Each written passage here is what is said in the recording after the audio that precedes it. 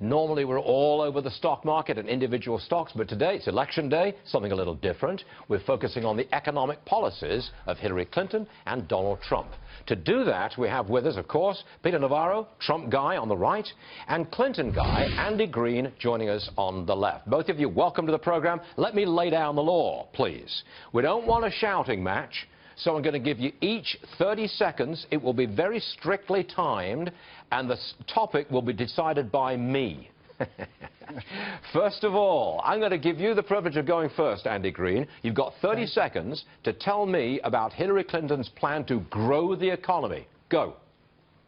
So, Hillary Clinton's plan to grow the economy is based on investing in our people, investing in our future. She's going to invest $250 billion into infrastructure, hopefully more. There's a lot to be done to fix our crumbling bridges and highways and rebuild our transit. She's going to invest in people, but making sure that there's child care available and paid family and medical leave so that our families can get to work and make sure that they're earning money for their families. She's going to make sure that we're equal pay for equal work so that women can... Oh. You were good. I mean, you were good. You get it out there. Okay, Peter Navarro, starting now. 30 seconds. Hillary's going to raise taxes to fund her infrastructure plan. That's a loser. Donald Trump doubled the growth rate by cutting taxes, reducing regulation, unleashing our energy sector, therefore driving down electricity prices and energy costs, make our firms more competitive, eliminating the trade deficit by boosting exports, reducing imports. We'll get to 4%, 3.5%. Double our growth rate from Hillary and Obama. Well, you had 6 seconds to spare there. Don't you want to use your time? Can I fill those in? Can I fill those in? No, Andy Green, you may not have the 6 seconds that he vacated. This is the Trump administration. Okay. It's going to be more efficient. All right. Now, I want to talk debt. Andy, to you first. Hillary Clinton says her policies will not add a dime to the debt. I believe that's a direct quote. Answer that, please, starting now. Well, look, let's compare the candidates very clearly. Donald Trump's plans add $6 trillion to debt. They used to raise $9 trillion of debt, but he cut that back. Where did he do that? He cut 3/4 of that back by hitting the middle class parts of his tax cuts, leaving the tax cuts for the millionaires and billionaires like himself.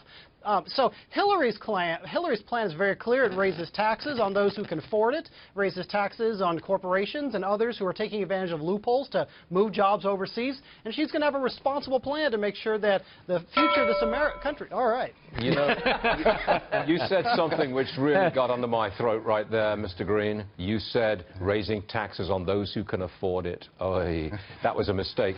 Now, Peter, you've got 30 seconds to answer about debt and Trump's plan. Go.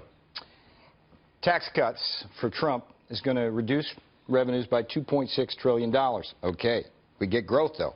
On the other hand, with the growth, we raise $2.4 trillion, and with the spending cuts, we get a revenue-neutral plan, double the growth rate, 25 million jobs, and a stock market that takes off to hit 25,000 on the Dow within the first term. Okay.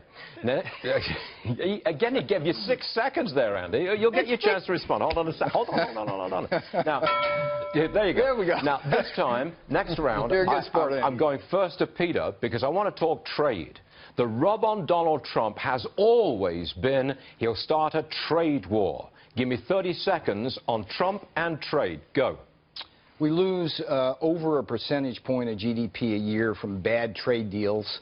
And Donald Trump's going to eliminate that trade deficit by increasing our exports, reducing our our imports. And he's going to do that by repealing NAFTA, getting a better deal from Mexico, stopping China's cheating, and working with trading partners like Germany, Japan, South Korea to have a more equitable distribution. We can't be exporting our factories and jobs and importing trade deficits. That's why the people of Michigan today are going to be voting for Donald Trump. Okay, Andy, that was very good. 30 seconds exactly. Andy, Hillary Clinton, and trade, please. So Donald Trump has hit on a real problem, which is that a lot of Americans are suffering from globalization that has not benefited them. But unlike Donald Trump, she's got a real plan of how to address it. She's going to invest in manufacturing, be tough with the trade prosecutor, take a look at the other aspects of the economy, like investing in infrastructure, making sure that we don't have tax cuts for companies that ship jobs overseas. So it's really a holistic plan that's going to work for working Americans. All right, look, gentlemen, I think you played by the rules and you did very well. It's election day, it's the contentious stuff. But I do have 30 seconds for myself, and I've got a question for you, Andy Green. I ask every Democrat this same question, and I'm asking you. What should be the top rate of federal income tax? Well, Secretary Clinton has proposed a 4% surtax on those who are currently paying 39%, so certainly she's looking to go up. Back in Eisenhower, a Republican, we had 90% rate, so, if we want to really address income inequality, I think we ought to look at history. So you want to put the federal top rate back up to about 47, 48, 49, maybe 50, 51%. Yeah? God. Yeah?